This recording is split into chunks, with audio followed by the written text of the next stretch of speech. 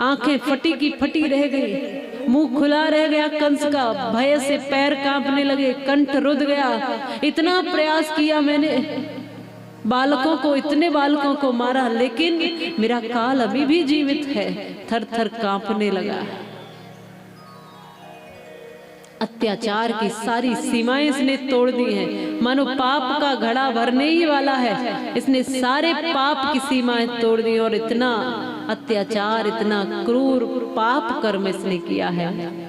इतना क्रूर व्यक्ति, पापी व्यक्ति, जिसने अपनी ही बहन के बच्चों को, संतानों को मारा, यहाँ तक कि देवी भगवती को भी मारने का प्रयास किया। अब तो मानो सारी हदें पार कर दी।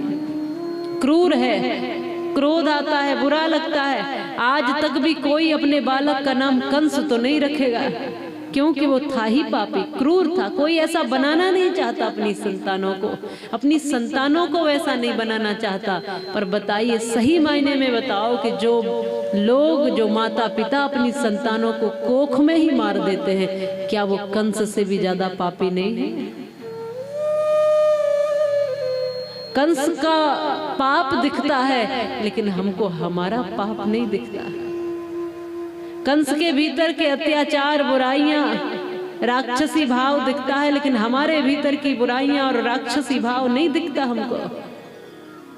और कंस ने तो अपनी बहन की संतानों को मारा था, और हम तो उससे भी बड़े पापी हैं कि अपनी ही संतानों को कोख में मारना। कंस को भय था कि मेरी मृत्यु है इसके पास, तब मार रहा था। हमको कौन सा भय है बताओ? हम मार रहे, रोज मार रहे हैं, रोज रोज भ्रूण हत्याएं हो ही रही है। आप कहोगे नहीं जी हम तो नहीं करते, पर आप में से ही कुछ करते तो है। इसी समाज में तो ये पाप हो रहे हैं। नहीं होते तो स्लोगन लगाने की जरूरत क्या पड़ती कि बेटी बचाओ और बेटी पढ़ाओ। बेटी नहीं बच रही है, नहीं उतनी पढ़ पा रही है, तब तो बनाना पड़ा, तब तो लिखना पड़ा जगह जगह। सिर्फ इसलिए मार दे रहे हैं कि बेटी नहीं चाहिए, सिर्फ इसलिए। हाँ, बेटा है तब तो जरूर ये तो वंश बढ़ाएगा, और बेटी है कोख में तो जरूरत नहीं है इसकी, मार दीजिए। वो माँ ही जाती है, डॉक्टर साहब नहीं चाहिए ये बेटी। मैं ये नहीं कहती कि माँ का ही पूरा हाथ होता है, उसमें पिता का भी, उसमें दादी दादा का भी, उसमें पूरे परिवार का हाथ होता है। आपके पेट में वो पल रही संतान माताओं, जब आप डॉक्टर के जाती होंगी और कहती होंगी कि इस बेटी को निकाल दो, और जब वो औजार आपके शरीर में प्रवेश करते होंगे और उस छोटी सी मासूम सी बिटिया को टुकड़े टुकड़े करके जब आप निकलवाती होंगी, तो वो छोटी सी बेटी आपके गर्भ में पल रही संतान वो कहती होगी, माँ माँ तू मुझे प्यार न देना, माँ मुझे दुलार न देना, पर मैं बेटी हूँ तुम्हारी, जन्म से पहले मुझे मार न देना। कहती जरूर होगी वो, ये तो कहती होगी कि माँ सोचती थी मैं तेरा गर्भ जो है वो मेरा घर है, और इतना मजबूत घर है कि कोई छू भी नहीं सकता यहाँ मुझे, लेकिन उसी माँ ने टुकड़े टुकड़े करवा के कचरे के डब्बे में उस बेटी को फेंकवा दिया। हमको कंस पापी लगता है, हमको हम पापी नहीं लगते, हमारी कमियां नहीं दिखती। हम फिर क्या कथा सुन रहे हैं अगर बेटियों को गर्भ में मारे जा रहे हैं? जितने भी यहाँ पर बुजुर्ग बैठे हैं, जितने भी पिता बैठे हैं, जिनके घर में बेटियां हैं, वो जानते तो होंगे कि बेटियां होती कैसी हैं। ओस की बूंद सी होती हैं बेटियां, जरा भी तुम्हें दर्द हो तो रोती हैं बेटियां, और बेटा तो करेगा एक ही कुल को रोशन, पर दो दो कुलों की लाज को संजोती हैं बेटियां। बेटियां तो भगवान का सबसे बड़ा वरदान है, किसी भाग्यवान के घर ही आती हैं बेटियां। और भाग्य बदलने के लिए आती हैं आपके जीवन में। अगर कोई कहीं कोई ऐसा ग्रह नक्षत्र भी होगा तब भी बेटियों के प्रभाव से वो बदल जाता है। और बेटियां बोझ नहीं होती, तुम्हारे सर का बोझ उतारने के लिए बेटियां तुम्हारे घर आती है।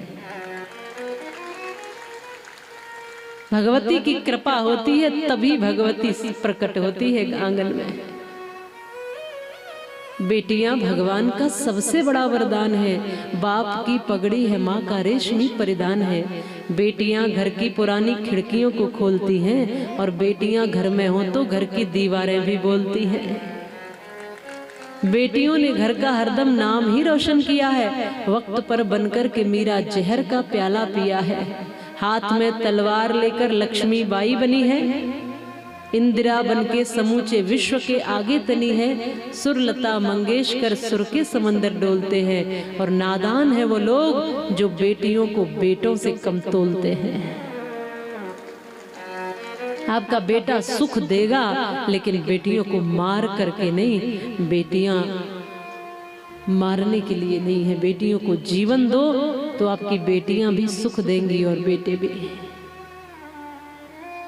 कृष्ण कथा सुनने वालों, सीख कर जाना, समझ कर जाना बेटियों की महत्वता क्या है। बेटी के स्वरूप में जब वो होती है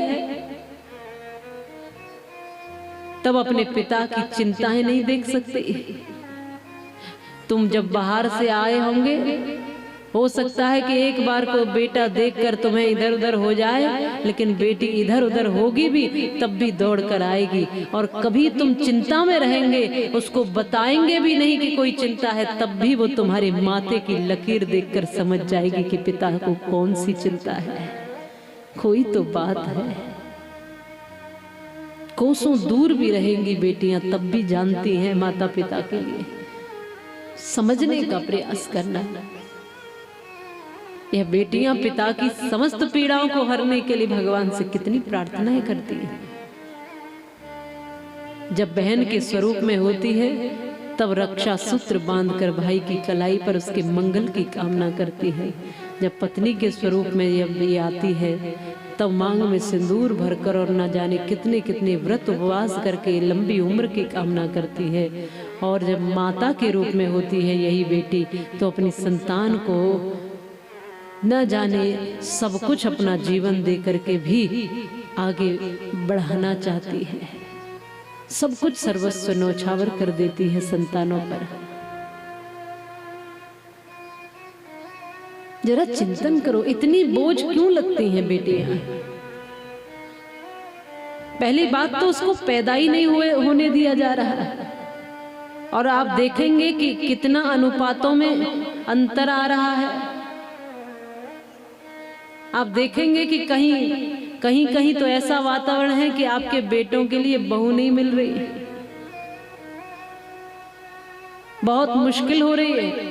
कई बार हम कहते हैं कि बेटियां मारते रहे तो फिर ऐसे ही बहू कहां से लाओगे। फिर जैसे ब्लैक में पहले सिलेंडर मिलते थे वैसे बहुएं मिलेंगी। ढूंढोगे, खोजोगे, कहां से मिले, कैसे विवाह करे, अरे कैसी भी चलेगी। फिर बहुएं ब्लैक में मिलेंगी और अच्छी खासी की बात छोड़ो, कानी कुबड़ी लूली लंगड़ी सब चलेंगे, बस विवाह हो जाए एक बार का। तुमको बेटे ही चाहिए। देखो तो कैसा अनुपात हो रहा है। कहीं कहीं तो वास्तव में सृष्टि के संचालन को गड़बड़ मत करिए, पहले पैदा होने दो।